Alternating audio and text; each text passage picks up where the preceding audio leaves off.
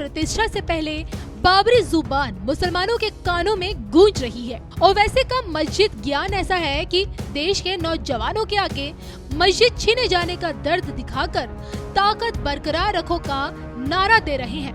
अयोध्या की पिक्चर में मुसलमानों को खतरे में बताया जा रहा है, लेकिन जमीनी हकीकत क्या है और घर वापसी के बाद हिंदू राष्ट्र की बागडोर कौन संभालेगा, इस पर क्या कहती है अयोध्या वासी आध्यात्मिक गुरु राज पुरोहित मधुर जी की देववाणी।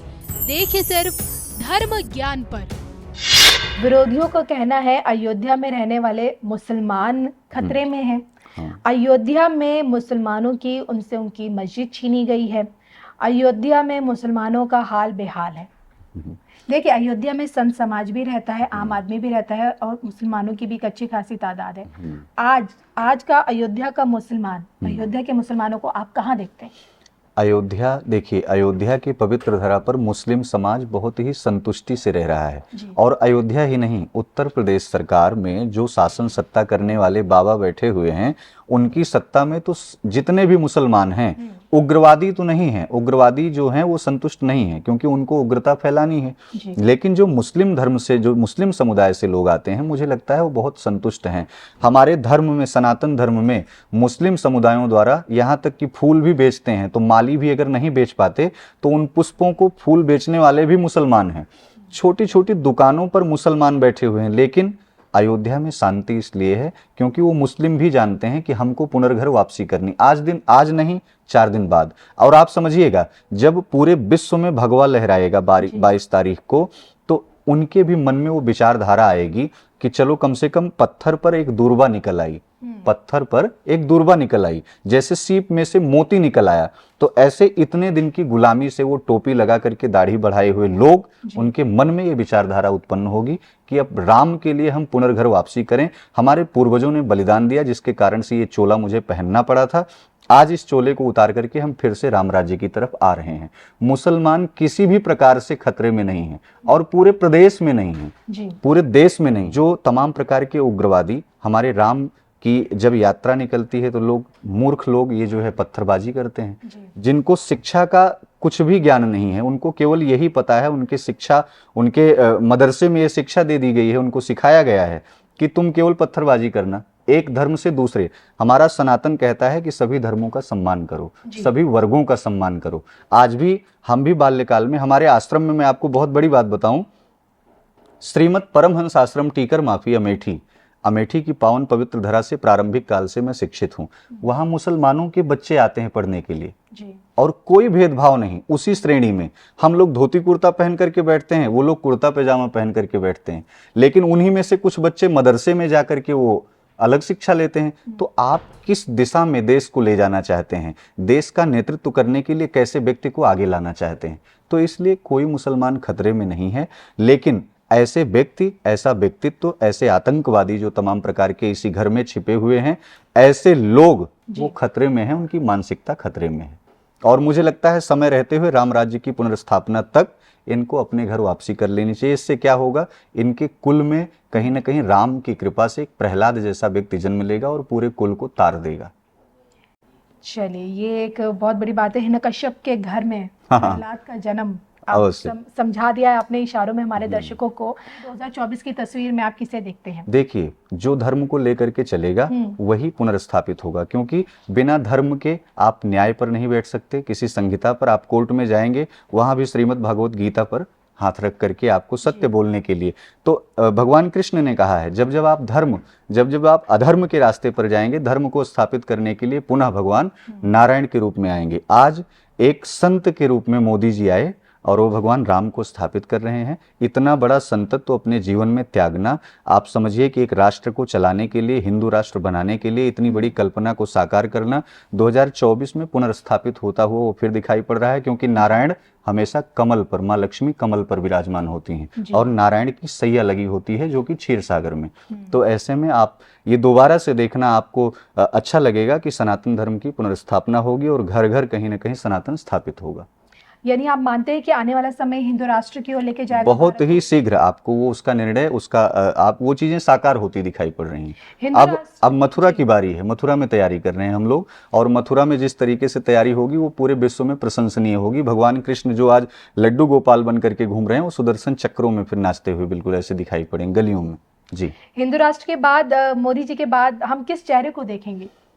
चेहरा तो बहुत सारा है। देखिए भारतीय जनता पार्टी और संगठन उनके वो चेहरे को ले आते हैं। संत समाज किस चेहरे को देखना चाहेगा मोदी जी के बाद? देखिए एक राष्ट्र की आधारशिला को बेहतर बनाने के लिए हमें लगता है अभी हमारे राज्य को चला रहे हैं बाबा जी, आदरणीय श्री योगी आदित्यनाथ जी, और ऐसे महात्मा के हाथ में सत्ता जाएगी तो पूरा राष्ट्र ही नहीं पूरा विश्व सुखी होगा। एक सुंदर अनुभूति करेगा कि कहीं ना कहीं भगवा स्थापित है और एक महात्मा इस देश को चला रहा है। साथियों, ये ऐतिहासिक क्षण बहुत भाग्य से हम सभी के जीवन में आया है। हमें देश के लिए नव संकल्प लेना है, खुद को नई ऊर्जा से भरना है। इसके लिए 22 जनवरी को आप सभी अपने घरों में, मैं पूरे देश के 140 करोड़ देशवासियों को अयोध्या की इस पवित्र भूमि से प्रार्थना कर रहा हूं, अयोध्या की प्रभु राम की नगरी से प्रार्थना कर रहा हूं। मैं 140 करोड़ देशवासियों को हाथ जोड़ करके प्रार्थना कर रहा हूं कि आप 22 जनवरी को जब अयोध्या में प्रभु राम विराजमान हो, अपने घरों में भी श्री राम ज्योति जलाएं, दीपावली मनाएं। 22 जनवरी की शाम पूरे हिंदुस्तान में जगमग जगमग होनी चाहिए। लेकिन साथ ही मेरे सभी देशवासियों से एक करबद्ध प्रार्थना और भी है। हर किसी की इच्छा है कि 22 जनवरी को होने वाले आयोजन का साक्षी बनने के लिए वो स्वयं अयोध्या आए। लेकिन आप भी जानते हैं कि हर किसी का आना संभव नहीं है। अयोध्या में सबका पहुंचना बहुत मुश्किल है और इसलिए सभी राम भक्तों को, देश भर के राम भक्तों को, उत्तर प्रदेश के विशेष करके राम भक्तों को मेरा हाथ जोड़ करके प्रणाम के साथ प्रार्थना है, मेरा आग्रह है कि 22 जनवरी को एक बार विधि पूर्वक कार्यक्रम हो जाने के बाद 23 तारीख के बाद अपनी सुविधा के अनुसार वो अयोध्या आए। अयोध्या आने का मन 22 तारीख को न बनाए। प्रभु राम जी को तकलीफ हो ऐसा हम भक्त कभी कर नहीं सकते हैं। प्रभु राम जी पधार रहे हैं तो हम भी कुछ दिन इंतजार करें। 550 साल इंतजार किया है, कुछ दिन और इंतजार कीजिए।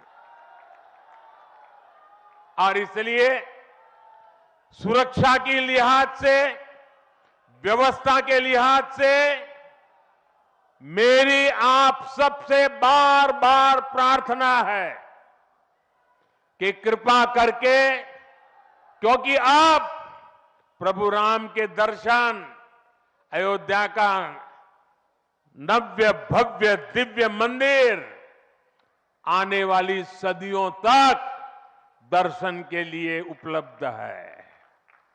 आप जनवरी में आए, फरवरी में आए, मार्च में आए, 1 साल के बाद आए, 2 साल के बाद आए, मंदिर है ही।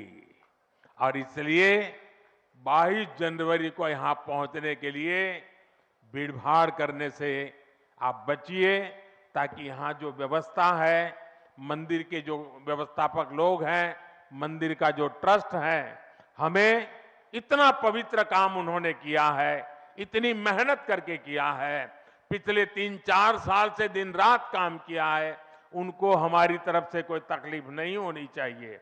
और इसलिए मैं बार बार आग्रह करता हूं कि 22 को यहां पहुंचने का प्रयास हम न करें। कुछ ही लोगों को निमंत्रण गया है, वे लोग आएंगे और 23 के बाद सारे देशवासियों के लिए आना बड़ा सरल हो जाएगा।